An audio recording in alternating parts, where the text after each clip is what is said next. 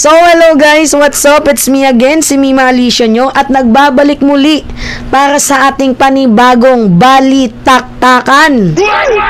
So ngayon nga po guys, marami po akong nakikitang nagko-comment na mukhang nililigaw daw po. Nililigaw ng NBI ang Philippine National Police sa paghahanap dito kay Kibuloy. Alam nyo kung bakit mga minamahal? Kasi ganito, meron pong revelation itong si Arlene Stone. Oo mga minamahal, ano yung revelation niya? Ukol dito sa NBI Head of Region 11 na si Archie Albao. Ang revelation po ni Arlene Stone, at makikita nyo may pattern din mga minamahal, mamaya isa-isayin natin yan. Ang revelation ni Arlene Stone, noong siya po ay miyembro ng Kingdom of Jesus Christ. We all know na si Arlene Stone ay nakatapak sa pinakamataas na official ng Kingdom of Jesus Christ, 'di ba? Talagang kaya niya lahat, nasa loob at labas, talagang nami-ministry ni Arlene Stone. So ang revelation niya, siya po ang nagdadala ng pera ni Kibuloy papunta dito kay Archie Albao. Kaya ang nangyayari mga minamahal, nagbabayad daw po di umano ng utang na loob itong si Archie Albao kay Kibuloy. Kaya hindi niya daw po ito hinuhuli. Kumbaga ang nangyayari every time na nire-raid po ng NBI ang Kingdom of Jesus Christ, mapapansin nyo na smooth transition po ang ginagawa ng NBI dito sa KOJC. Yes mga minamahal, 1 hour na pag-raid, clear, tawag dito, clear, walang Kibuloy na nakita, malinis. Tapos ibabalita nila sa PNP. So parang ang nangyayari mga minamahal, sinasabotahin nila ang PNP. Kumbaga sila yung mauunang mag-raid. Tapos sasabihin nila, oy clear na to, wala doon kasi nag-raid na kami. Pero ang totoo mga minamahal, according kay Arlene Stone ang ginagawa po ng NBI, kunyari magre-raid. Set up lang pala. Pero ang totoo, tinitimbrihan nila si Kibuloy. Ganun daw po ang nangyayari. Nako, kung totoo man po itong aligasyon ni Arlene Stone, dapat magkaroon po ng balasahan diyan sa NBI. Hindi pwedeng PNP lang ang binabalasa, dapat yung NBI din. Tingnan nyo tong panibagong post niya ni Arlene Stone. Sabi niya dito, call out to investigate NBI Region 11 Director Archie Albao and other NBI agent. Kibuloy invested in them with cash. Kita niyo yan? Kibuloy invested in them with cash benefits and now he is drawing the interest of his investment, kaya hindi nila mahuli-huli ang pugante ng KOJC. Alam nyo itong aligasyon ni Arlene Stone, mabigat to, pero alam ko naman na napapansin ninyo na itong si Arlene Stone ay mayroong paninindigan. So paano naman natin nasabi na parang medyo may kalapit sa katotohanan? Ganito mga minamahal, mapapansin nyo every time, pag yung PNP SAF ang nag-iimbestiga or nagre-raid, pumupunta sa compound ni Kibuloy, ano yung nangyayari? Nagkakaroon ng gulo. Nagkakaroon ng hindi magandang pangyayari. Ano yung mga hindi magandang pangyayari?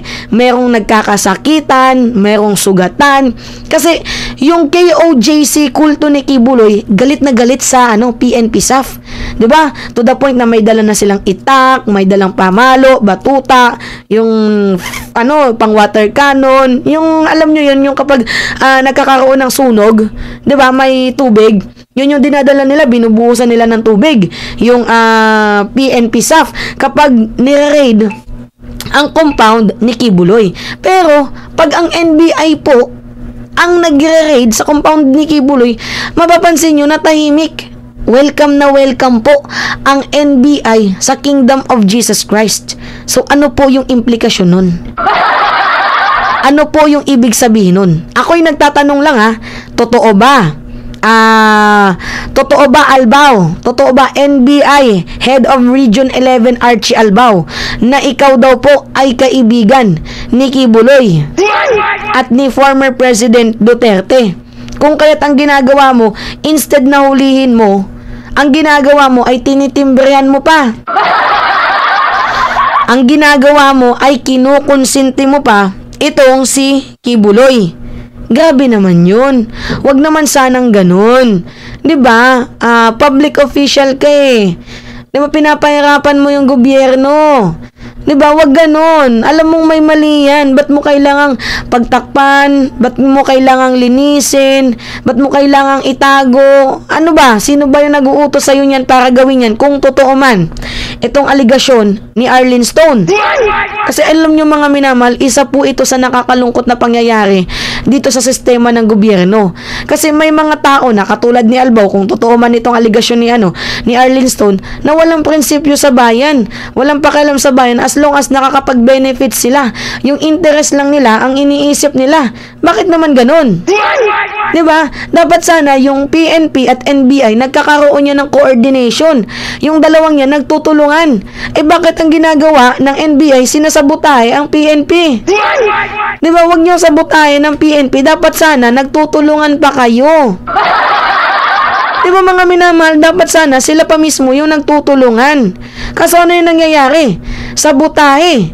Ano yung nangyayari mga minamahal? Binibrainwash nyo ang PNP kasi kayo yung laging nauunang mag-raid, di ba? I-raid nila yung compound, tapos sasabihin nila na clear, ibabalita nila sa PNP. Ito namang PNP, dapat makaamoy din kayo. Although nagkakagulo yung PNP ngayon, pati yung NBI ha, kasi may mga nakabantay na PNP official dyan sa gilid-gilid lang ng Kingdom of Jesus Christ. Yang gustong gawin ng NBI, sila na lang daw po. Sila na lang daw po ang bahala. Hindi pwede yun kung ganun. Hindi pwede yun na ipasakamay na lang ninyo si Kibuloy. Kasi hindi naman natin lahat kilala yung mga utak ninyo dyan eh. 'Di ba katulad ngayon, nalaman namin na itong si Arlene Stone pala, tagahatid pala ng pera na galing kay Kibuloy papunta kay Albao. So ano ibig sabihin nun? Bribery yun. Kaya nagbabawi itong si Albao, kung totoo man nagbabawi itong si Albao sa utang na loob na ginawa sa kanya ni Kibuloy. Wag naman ganun. Hindi pwede yun. So dapat mas padamihan pa ng PNP yung tauhan nila dyan kasi hindi mapagkakatiwalaan. Walang mapagkakatiwalaan sa kanila. Kasi kahit nga din noon mga minamahal, yung PNP SAF bago po mag-raid dyan sa compound ni Kibuloy, sa 3 compound ni Kibuloy, ay alam na agad ng mga kulto ni Kibuloy. So sino din yung nagtimbre doon?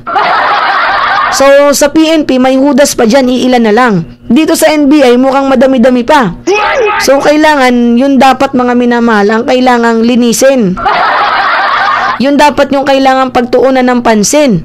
So sa mga hindi pa po nakakarinig ng statement ni Arlene Stone, ito parinig ko sa inyo mga minamahal.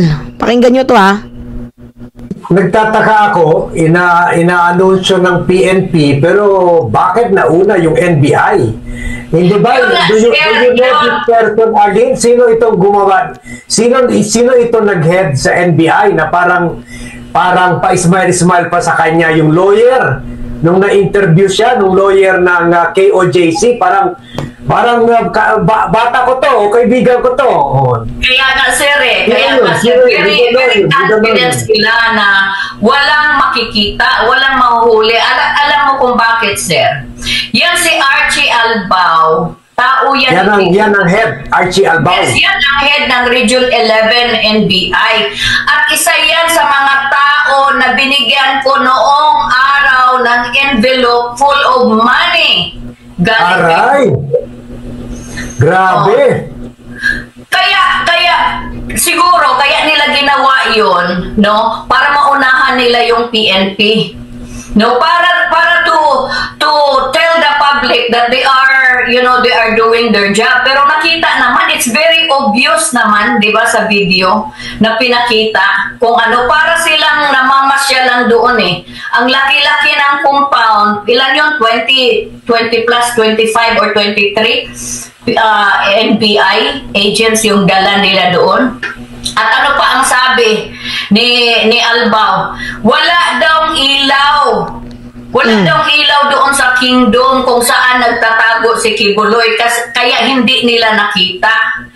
Kung pupunta kayo sa isang lugar and you are executing raid, wala kayong mga equipment, kung walang ilaw, wala kayong equipment para makita kung ano yung mga hinahanap ninyo.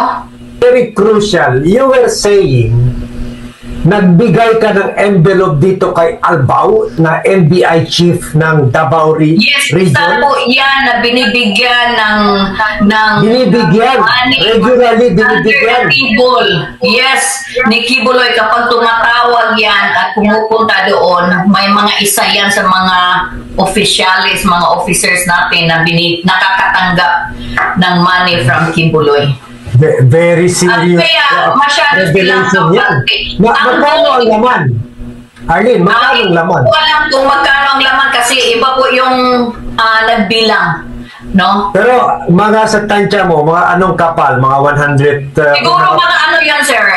Depende kasi yan sa rank, no? Pag yung mga generals o major, yung may mga ranggo, nasa 100k pesos Okay. yan. Oo, pataas. Pero yung mababang rank, nasa 50 to 25, ganon. Oh, rinig nyo? Kaya dapat talagang makasuhan mga minamahal ng obstruction of justice. Kung totoo man.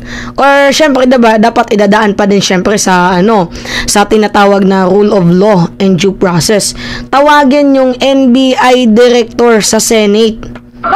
I mean, NBI head of Region 11 na si Archie Albao. Patunayan niya ang sarili niya na malinis siya.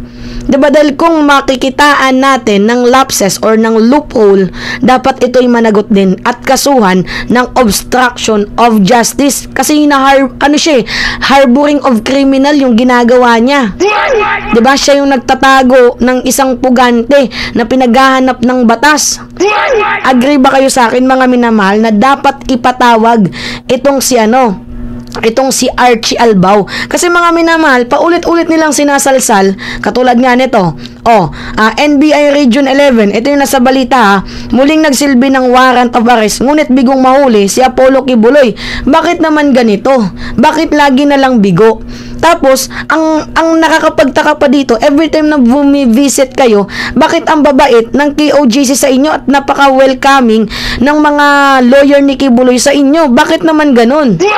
So, doon pa lang, parang nakakapagtaka na. Samantalang pag PNP, yung pumupunta sa ni Kibuloy, sa lugar ni Kibuloy, sa kanyang pinagtataguan, bakit nagiging tigre? Galit na galit, gustong manakit, mambomba, mangwarsyak, ng KOJC. Pero pagdating sa NBI, tahimik. Tapos pinagmamamalaki pa nila na dapat ganito yung yung assertion ninyo. Dapat ganito yung approach ninyo na tahimik lang katulad ng NBI. So ano yung meaning nun? Na dapat tahimik lang. Yung pag binigyan kayo ng pera, mananahimik na? Ganun ba? Ang pangit naman ng ganun. Mukhang malaki-laki ata ang datong. Malaki-laki ata ang datong di umano ng PNP head of Region 11 kung kaya't ang ginagawa niya is pami-making raid. Kunyari ni raid, tapos hindi naman pala kung totoo man itong naging aligasyon ni Arlene Stone. So ipaliwanag mo, Archie Albao, NBI head of Region 11, ang sarili mo, patunayan mo na hindi ito totoo. 'Di ba? Dapat maglagay kayo ng camera sa inyong mga sa inyong mga vest. Kung mayroon man kayong vest, damit, basta maglagay kayo ng camera sa ulo man 'yan or sa damit para malaman namin ang totoo. 'Di ba? Na talagang totoong nagre-raid kayo. Baka malay nyo, ginagawa nyo, nagme-merienda lang kayo sa loob ng KOJC. Small talks, tapos afternoon, labas. Kasi wala naman kaming nakita na video na nagre-raid talaga kayo. Ang nakikita lang namin is yung pakikipag-usap nyo sa labas, pag-i-interview nyo. Pero yung nandun na kayo sa loob, bakit wala naman? 'Di ba? O anong ibig sabihin nun? Yan yung sinasabi ko sa inyo mga minamahal. Minsan talaga, kaya hindi umuunlad ang gobyerno dahil sa mga putang inang taong to. Yung mga bopuls na taong to, yung nababayaran ng 5 halaga ang kanilang pagkatao. Magkano lang yung 100,000 ikumpara mo sa interest ng bayan? 'Di ba magkano lang ang 100,000? Ang 200,000 kumpara sa interest ng taong bayan, kumpara sa mga naranasan ng mga biktima ni Kibuloy. Ba't naman ganun? So malalaman din natin mga minamahal ang katotohanan. Uulitin ko, dapat sana yung PNP at NBI nagtutulungan yan. Kaso ang nangyayari, mukhang parang merong sabotage na nagaganap mga minamahal. Sabotahin ni NBI si PNP sa mga peking raid nila. Inuunahan nila na sila yung mag-raid kasi mas komportable ang KOJC sa NBI. Tapos i-report na lang ng NBI na klarado na to, clear na to. At naniwala naman yung PNP. Kasi binabalita, 'di ba? Pero I think hindi naman lahat naniniwala diyan. Kaya nga 'di ba may mga nakakapansin na din na paulit-ulit na lang nire-raid, bakit wala doon? Saan ba pupunta si Kibuloy? Walang iba kundi dyan lang din sa kanya mga pinagtataguan. Hindi lang talaga mahuli-huli kasi merong mga protektor. Yan yung totoo dyan mga minamahal. Meron pong protektor. Ha? Anyway, yun lamang po. It's me again, si Mima Alicia nyo. At nagbabalik ulit para sa ating panibagong video.